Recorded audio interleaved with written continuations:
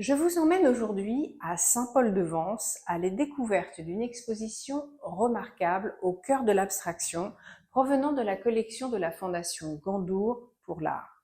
Alors, avant d'attaquer le sujet de l'abstraction et l'angle proposé, rappelons que la Fondation Gandour a été créée en 2010 par Jean-Claude Gandour, homme d'affaires, mécène et grand collectionneur pour rendre accessible au public sa collection.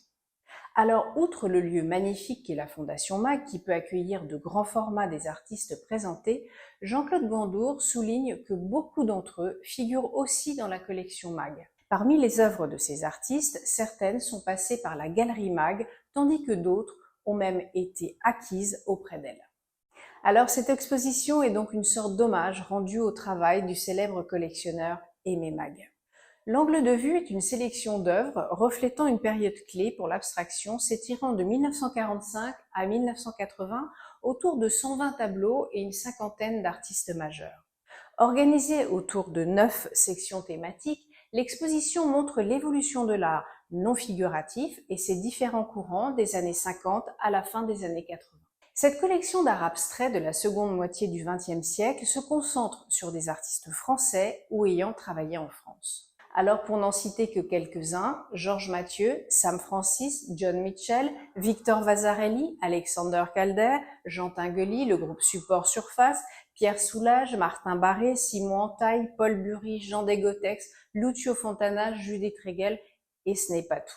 Resituons le contexte de l'abstraction. Au lendemain de la Seconde Guerre mondiale, Paris outragé, Paris brisé, Paris libéré, Paris, pour reprendre les mots du général de Gaulle en 1944, retrouve son statut de capitale culturelle mondiale.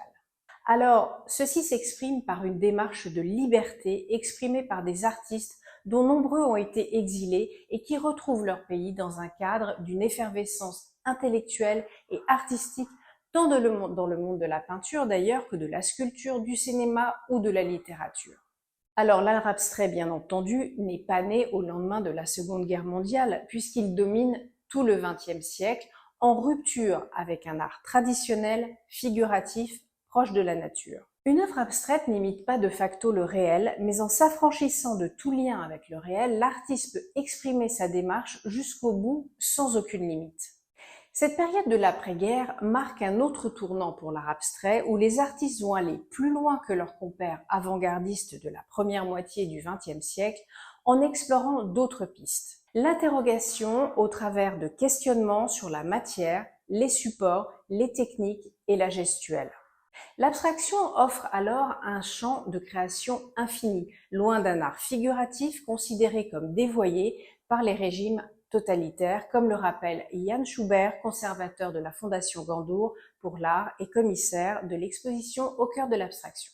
4 décennies sont retracées ici dans un parcours chronologique et qui met en exergue les recherches faites. Art informel, tachisme, abstraction lyrique et gestuelle, expressionnisme abstrait, abstraction géométrique et des querelles de style, une abstraction dite chaude lyrique et gestuelle contre une abstraction froide, plus géométrique. Un dénominateur commun, des tableaux de grande qualité, qui laissent entrevoir de manière indéniable du choix d'un homme dans la collection balaie l'abstraction lyrique de Mathieu, l'abstraction géométrique de Vasarely, des œuvres cinétiques de Calder, Tinguely, jusqu'à des œuvres du groupe Support Surface, dont personnellement je suis moins friande, et qui ont remis en question les moyens picturaux traditionnels, marquant à la fois une conclusion à une période d'expérimentation intense et le début d'une évolution qui se poursuit encore aujourd'hui. Si je devais vous donner mon point de vue sur cette exposition, je dirais que cette exposition est époustouflante. Elle reflète les choix et un parti pris d'un collectionneur qui n'a commis aucune erreur. Si notre regard est rassuré par des artistes que nous avons l'habitude de voir, l'intérêt réside dans un dialogue parfaitement réussi entre des tableaux que l'on n'aurait peut-être pas vu présentés ainsi. Des tableaux de Georges Mathieu des années 50 face à des Riopelle de la même période, époustouflants, et j'avoue avoir découvert dans le cadre de cette exposition certains artistes comme Ernest Brigg, Jack Youngerman, Alphonse Schilling, Joe Delao ou certains artistes italiens comme Salvatore Scarpita. Voici les quelques coups de cœur que je retiendrai de cette exposition.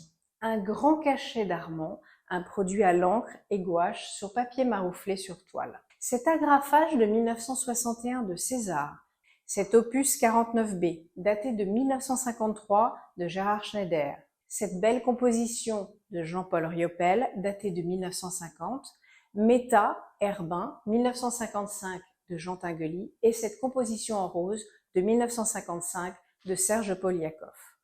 Une belle initiative de ces deux fondations qui ont su mettre à disposition un pan de notre histoire de l'art au travers du choix d'un collectionneur averti. À bientôt sur expertisé.com pour d'autres expositions et visites de musées.